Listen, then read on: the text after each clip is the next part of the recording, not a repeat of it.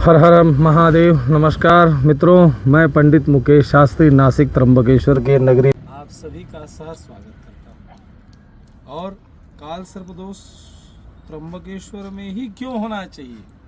क्योंकि जहाँ ब्रह्मा, विष्णु और महेश तीनों देवता एक लिंग स्वरूप में स्थापित हैं, इसलिए इस नगरी को त्र्यंबक कहा जाता है, त्र्यंबकेश्वर कहा जाता है, जहाँ माता अम्बा, अंबिका और अम्बालिका विराजमान है, जिनके साक्षात महादेव त्र्यंबक स्वरूप में त्र्यंबकेश्वर विश्वविख्यात जाने जाते हैं। काल सर्पदोष ज्योतिष शास्त्र का एक ऐसा योग है या ऐसा दोष है जो कुंडली में ग्रहों की एक विशेष स्थिति के कारण बनता है। इस योग में सभी ग्रह राहु और केतु के बीच स्थित होते हैं, जिसके कारण व्यक्ति जीवन में कई तरह की समस्याएं का निर्माण होता है।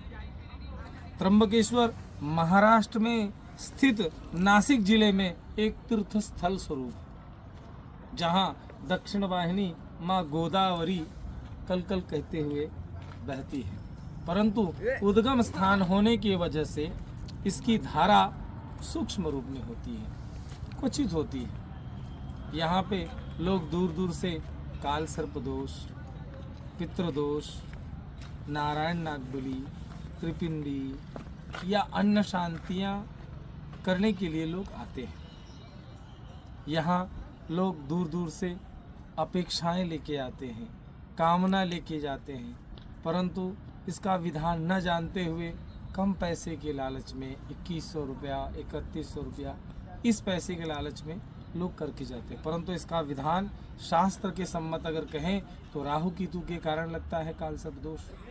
तो राहु केतु का जप आप कराएं अथवा करवाएं और फिर ब्राह्मण के द्वारा आप काल सर्प का महापूजन करिए, नाग प्रतिष्ठा करिए, जिससे यह काल सर्पदोष समूल निवारण हो जाता है, जिससे आपकी आने वाली पीढ़ी वो सुरक्षित हो जाती है। इसलिए लोग दूर दूर से यहाँ पे आते हैं। कोई किसी के संतति नहीं है तो संतति की मांग लेकर आता है, कामना लेकर आता है। जिसके कार्य क्षेत्र में बाधा पहुँच रही है वो कार्य क्षेत्र में प्रगति चाहता है। जिसकी आर्थिक स्थिति ठीक नहीं है वो आर्थिक स्थिति मजबूत करना चाहता है। जिसकी तबीयत, जिसका स्वास्थ्य अच्छा न रहता हो वो स्वास्थ्य के लिए आता है। और इतना ही नहीं तो विवाह नहीं हो रहा है, पुत्र नहीं हो रहे हैं, संतान नहीं हो रही हैं, तो कामना परिपूर्ण होती है। इसलिए लोग दूर दूर से आते हैं। अपुत्रिणा पुत्रिणा संतु, पुत्रिणा संतु पंत पौत्रिणा, जिसके संतान न हो, पुत्र न हो, पौत्र न हो, नाती पोते न हो, उनको भी ये महादेव उनकी झोली भर देते। बाबा के दरबार से कोई खाली नहीं जाता है। इसलिए आप भी आए। अभी महापर्व पूछ रहे हैं तो महाशिवरात्रि का पर्व आ रहा है 2025 में, जो विशेष रूप से ऐसा योग बन रहा है जो 144 वर्षों बाद बन रहा है। जहां महाशिवरात्रि 26 फरवरी की है और महाशिवरात्रि यानी साक्षात महादेव का वास रहने वाला है। उस दिन आप व्रत करो, जप करो, तप करो, दान करो, पूजा करो, अर्चा करो, जिससे करने से वह कार्य फलीभूत होगा। इसमें कोई चीज़ आपको ना समझ में आए, निसंकोच मुझसे आप पूछ लीजिएगा। ओम नमः शिवाय। हर हर महादेव।